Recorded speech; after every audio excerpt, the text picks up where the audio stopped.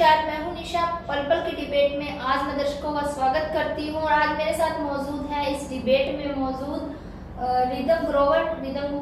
सबसे पहले मैं आपका वेलकम करना चाहूंगी हमारे स्टूडियो में मौजूद होने का। और वहीं मेरे साथ मौजूद है नीरज चुग जी। मैडम, आपका भी मैं वेलकम करती हूँ स्टूडियो में मौजूद होने का। तो आज का जो मेरा टॉपिक और डिबेट है, आज का मुद्दा ये है कि +2 के बाद विद्यार्थियों के लिए कड़ी समस्या हो जाती है कि उन्हें क्या करना है। +2 तक विद्यार्थी परीक्षा दे देते हैं, परिणाम भी आ जाते हैं। वहीं अब आज की हम बात करते हैं लंबे समय से जो लॉकडाउन चल रहा है, लॉकडाउन के चलते अब परिणाम है बिना परीक्षा के भी लोगों को, बच्चों को पास कर दिया गया है। लेकिन आज की डिबेट का विषय मेन आपको मैं बता दूं कि विद्यार्थी हैं उनके लिए समस्या का विषय ये बनता है कि बच्चे की इच्छा है इंजीनियर बनने की, लेकिन पेरेंट्स हैं उनके ऊपर दबाव डालते हैं कि नहीं तुम्हें डॉक्टर बनना है। तो आज इसी को लेकर आज हम मेरे साथ पक्ष और विपक्ष के लोग हैं, आज हम उनसे भी बातचीत करेंगे कि पेरेंट्स क्या कहते हैं और बच्चे क्या कहते हैं, किस तरह से बच्चे अपनी मनमानी करते हैं और भविष्य में उन्हें किस तरह का परिणाम मिलता है। और वही हम पेरेंट्स से मानेंगे कि पेरेंट्स राय देते हैं तो बच्चे किस तरह से उनकी राय मानते हैं और पेरेंट्स की दी गई राय कितनी कामयाब बच्चों को बनाती है। तो सबसे पहले रिदम, मैं आपसे सवाल करती हूँ कि बच्चों के लिए ये +2 के बारे में चिंता का विषय कि उन्हें क्या करना चाहिए, लेकिन पेरेंट्स अपने हिसाब से बच्चों को करवाते। तो आप इसके ऊपर, आप एक स्टूडेंट भी हैं, तो आप जरा बताइए कि क्या करना चाहिए। मैं इस पे ये कहना चाहूँगी कि बच्चों को अपने हिसाब से ही, अपने इंटरेस्ट के हिसाब से अपने करियर को चूज करना चाहिए। उन्हें ना किसी की सुन के, ना किसी की बातों में आकर अपने करियर को चूज करना चाहिए। उन्हें अपने इंटरेस्ट को, अपनी क्रिएटिविटी को देख के अपने इंटरेस्ट चूज करना चाहिए कि हमें किस फील्ड में जाना है। तो ये सारी चीज़ों को देख के बच्चों को लाइन चूज करनी चाहिए, उस लाइन में उनका करियर अपना देखना चाहिए, सारी बातें उनको सोच समझ के करनी चाहिए। उन्हें किसी के प्रेशर में आके, सब कुछ देख के, किसी की बातों में आके किसी उस लाइन पे नहीं जाना चाहिए। तो इसलिए अपनी ही क्रिएटिविटी के हिसाब से उस लाइन को चूज करना चाहिए। जी, जैसे कि आप गृहस्थी जीवन में भी हो और आप एक प्रिंसिपल भी हो, तो आप पर इसकी क्या राय है कि जो पेरेंट्स बच्चों को राय देते हैं क्या वह सही है कि बच्चों को पेरेंट्स के हिसाब से कुछ करना चाहिए?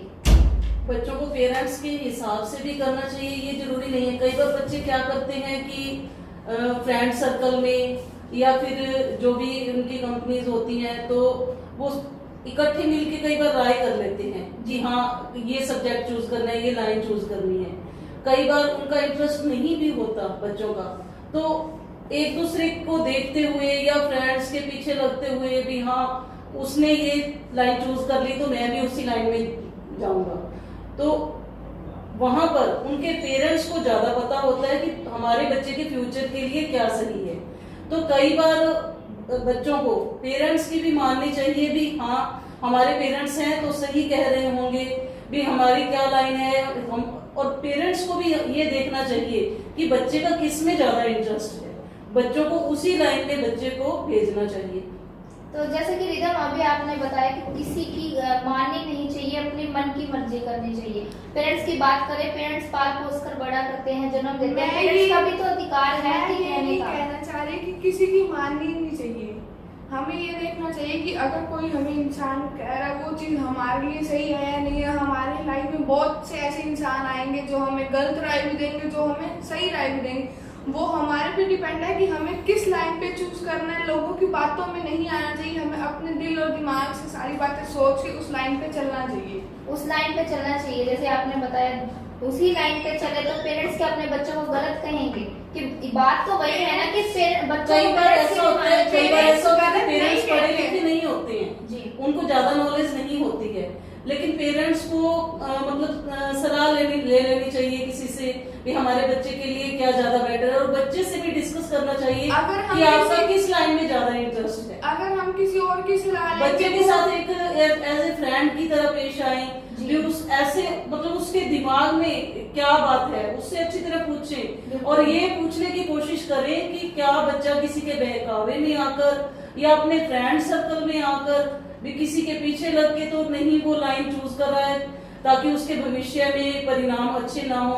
तो इसलिए एक फ्रेंडली माहौल बनाकर बच्चे के साथ उससे एज ए फ्रेंड पूछना चाहिए कि उसका किस में ज्यादा इंटरेस्ट है, डॉक्टरी लाइन में है, इंजीनियरिंग लाइन में है, किस में ज्यादा इंटरेस्ट। सभी पेरेंट्स ऐसे नहीं होते हैं कि फ्रेंडली माहौल है या सारा कुछ ऐसा हो।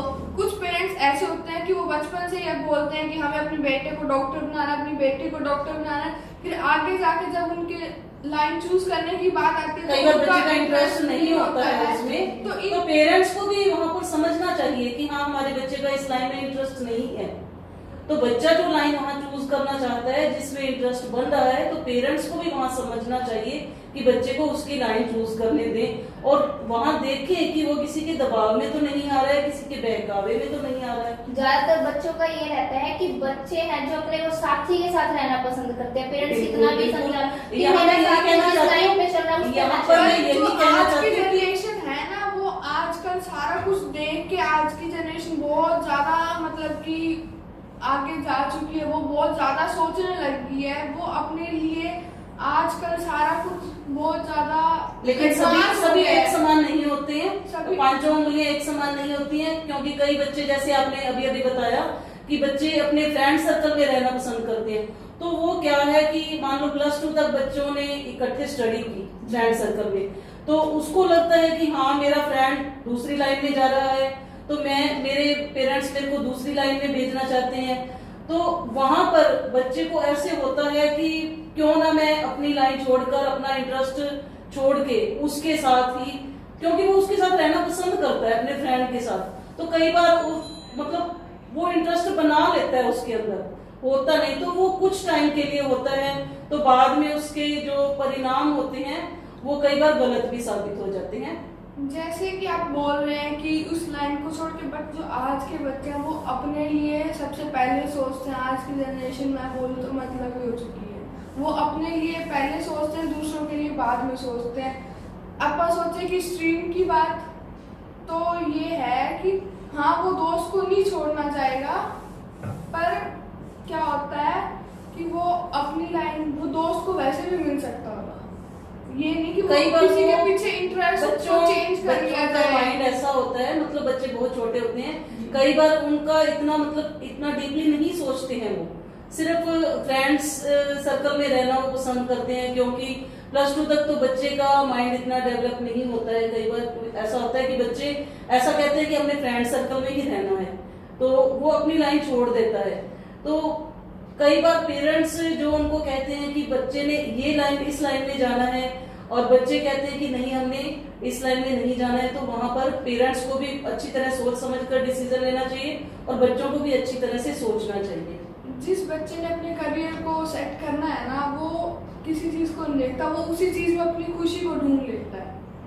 ये करियर, आपने करियर की बात की, करियर बनाना है, तो करियर बनाने के पीछे कहीं ना कहीं माता पिता का भी सपोर्ट रहता है। तो माता पिता अगर चाहते हैं कि मेरा बच्चा डॉक्टर बने और बच्चे की रुचि किसी और लाइन में, अगर बच्चा गलत रास्ते जा रहा है, माता पिता 24 घंटे उसके साथ थोड़ी ना रहेगा, तो वो तो बच्चे पे भी डिपेंड करता है और पेरेंट्स से भी डिपेंड करता है। वही बात है ना कि अगर किसी वो एक बच्चा अपने माँ बाप से दूर होकर उनके अगेंस्ट जाके अगर कुछ कर रहा है, तो वो गलत रास्ते पे नहीं जाएगा, क्योंकि वो अपने सपने से अपने माँ बाप से लड़ रहा है किस लिए, अपने सपना पूरा करने के लिए, तो वो गलत रास्ते पे नहीं जाएगा।